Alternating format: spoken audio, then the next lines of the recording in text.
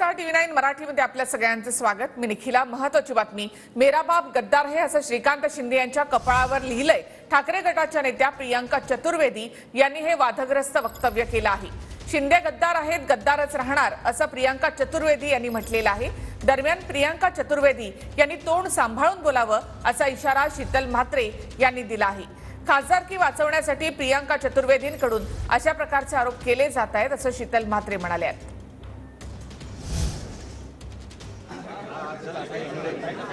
कौन है तू? कौन है तू?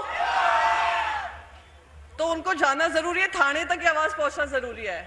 गद्दार गद्दार ही रहेगा। एक पिक्चर आई थी, आपको याद होगी, दीवार। दीवार में वो अमिताभ बच्चन अपना हाथ दिखाते हैं, उस पे लिखा है मेरा बाप चोर है। ये इनके माथे पे लगा है, श्रीकांत शिंदे के माथे पे लिखा है मेरा बाप गद्दार है।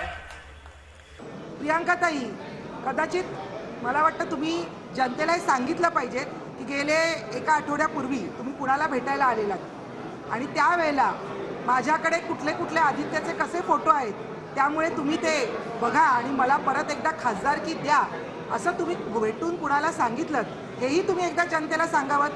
त्याचप्रमाणे काहीही संबंध नसताना तुम्ही दावोसला त्यावेळेला जेव्हा सरकार होतं तेव्हा तुम्ही गेलात, तेव्हा तिथल्या गुलाबी थंडीत काय काय केलेलं आहे हे आम्हाला तुम्ही लोकांसमोर बोलायला लावू नका।